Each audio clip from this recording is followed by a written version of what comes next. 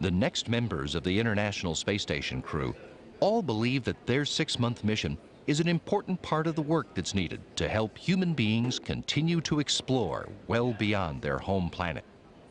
Pavel Vinogradov was born in the far eastern Russian town of Magadan and grew up in the even farther eastern town of Anodir, just 500 miles across the Bering Sea from Nome, Alaska. If you have been to Alaska, then it's pretty much the same. The nature is just fantastic. Of course, the climate is very harsh, 8 months of winter, lots of snow and ice, but I love it. I enjoy it. After a childhood spent dreaming of becoming a pilot, Vinogradov left Anodir after high school for the Moscow Aviation Institute. He earned a degree in rocket booster design, then taught and did research at the institute while earning a second degree in computer systems and systems analysis. Vinogradov joined the design bureau of the Rocket Space Corporation Energia in 1983 and worked on the Mir space station, the Buran shuttle, and other Energia vehicles before being selected to Energia's Cosmonaut Corps in 1992.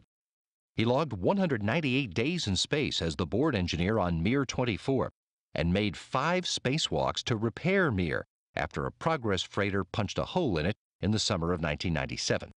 He made one more spacewalk in 2006 as commander of the International Space Station's Expedition 13, a 183-day mission that restored the station's crew complement to 3. He believes today's space exploration efforts bear comparison to the sea voyages of the great explorers in the Age of Discovery. People who were exploring the Earth did not know that they will discover America in 4 months, for example. The risks were great. But I have no doubt that, likewise, we, as those explorers, we need to explore space. Retired Russian Air Force Lieutenant Colonel Alexander Misurkin is a product of Western Russia, born in Yershi in the Smolensk region and raised a couple of hundred miles away in Oriol. He calls his childhood a typical one and says even as a young boy, he wanted to go places no one had been to before. I wanted and decided to be a cosmonaut when I was a little boy. When I was a 13 years old guy, I went to the aviation club.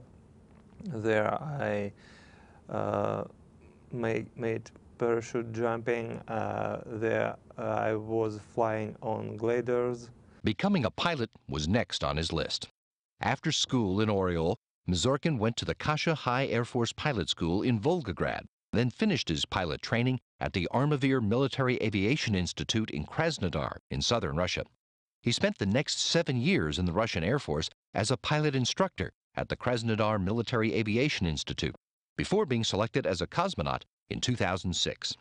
Misurkin shares the philosophical view of the Russian rocket science pioneer Konstantin Tsiolkovsky, who believed that Earth is the cradle of humanity, but that mankind can't stay in the cradle forever. He was positive that we are going to the space and we will live in in other worlds, in other different places, and the time will come in for this, I'm sure. That is why I think we should do this job.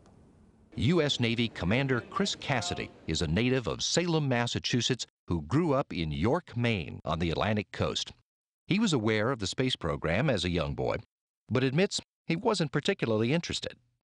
I was just like every other boy. I mowed lawns, had a couple odd jobs in restaurants and things in the summertime, but that was all to really pay my gas to drive to the basketball court.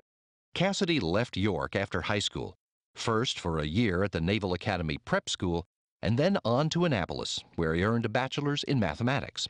Next stop was San Diego to begin training in special operations as a Navy SEAL. After 4 years stationed in Virginia, he earned a master's in ocean engineering at MIT.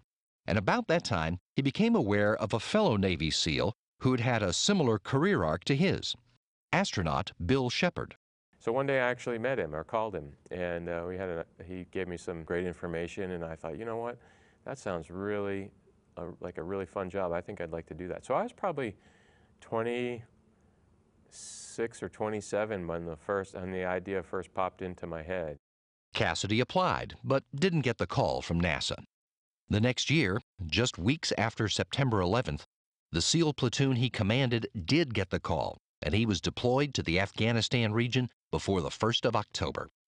He returned home to another posting in Virginia, and he was selected for the astronaut program in 2004, just days after coming home from a second deployment to Afghanistan. Cassidy made 3 spacewalks on his first trip to the International Space Station on the 2009 Space Shuttle mission that delivered the components to complete construction of the Kibo Laboratory Complex. He's enthusiastic about his part in laying the groundwork for some future generation of Earthlings to fulfill their destiny to find a new home in space. But there'll be a time when there'll be people living on other planets. And it's the work, the hard work that we're doing right now, all of us across the globe, that are going to set the stage for that type of environment. Just like Christopher Columbus set sail one day across the ocean. And thanks to those great explorers, we live the life that we do today.